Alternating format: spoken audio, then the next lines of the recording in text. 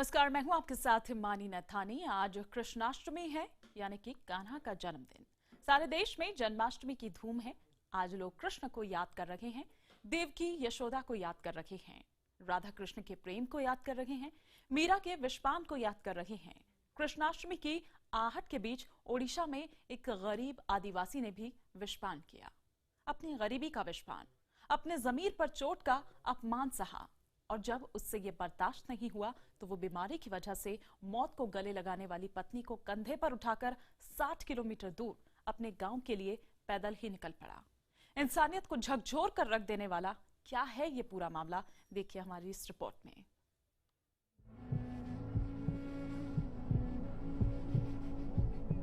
ये तस्वीर आपको गुस्से से भर देगी। इस तस्वीर की हकीकत जानकर आपका दिल आंखों में धड़कने लगेगा।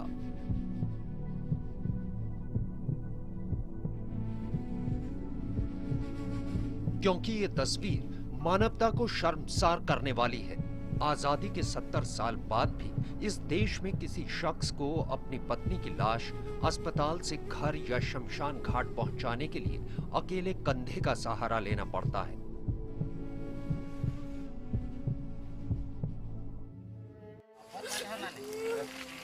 सवा अरब की आबादी होने के बावजूद एक बेटी को मां की मौत पर खुद ही अपने आंसू पोंछने पड़ते हैं।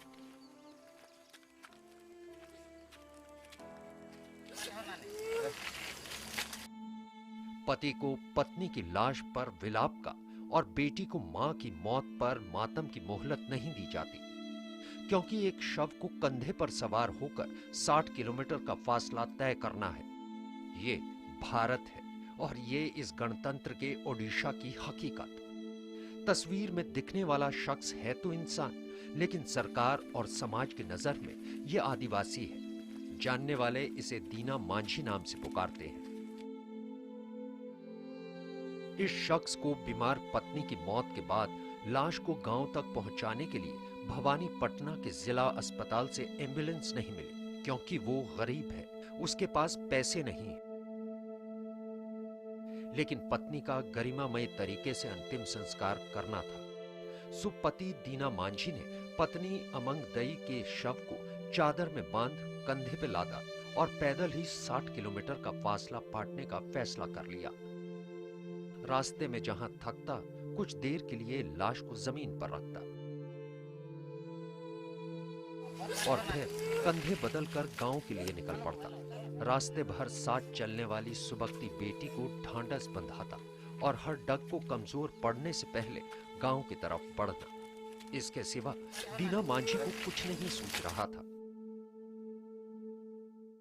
Patient has died and there is no dignity in death.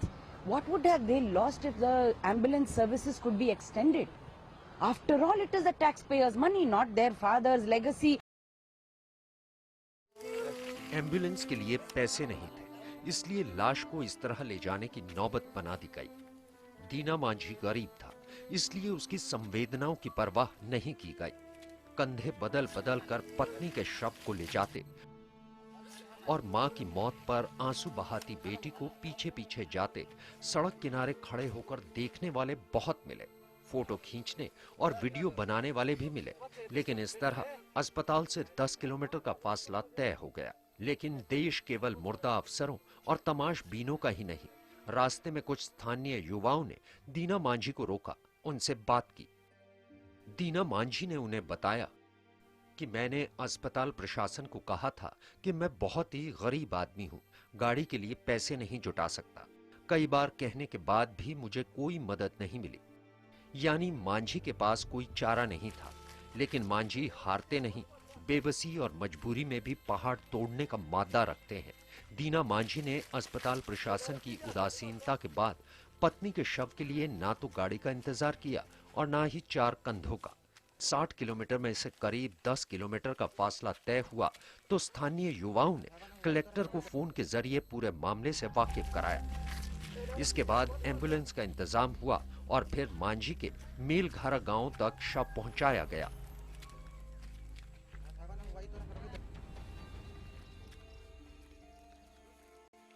I'm appalled and very, very angry that the hospital authorities, just imagine what that husband was going through, his emotions. Is he really so strong that he carried the dead body 10 kilometers? शर्म होती तो दीना मांझी को ये सब नहीं झेलना पड़ता।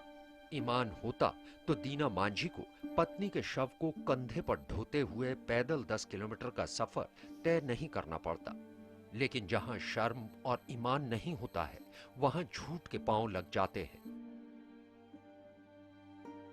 जब प्रशासन को मालूम हुआ कि ऐसा घटना हो रहा है, तो प्रशासन इमीडिएटली इंटरफेयर करके उसको फिर गाड़ी भेज के उनके गांव 60 किलोमीटर जो उनके घर पहुंचा दिया गया है। सत्ता की जाति एक होती है, उसका चरित्र एक होता है। भले ही जगह अलग अलग हो। दिल्ली में सड़क हादसे में मतिबुल की मौत के बाद उसकी लाश को बंगाल भेजने के लिए 28,000 रुपए चंदे से जुटाए जाते हैं। ओडिशा के भवानी पटना के दीना मांझी को पत्नी के शव को कंधे पर 10 किलोमीटर तक ढोना पड़ता है, लेकिन फिर भी देश में अच्छे दिन लाने के दावे किए जाते हैं।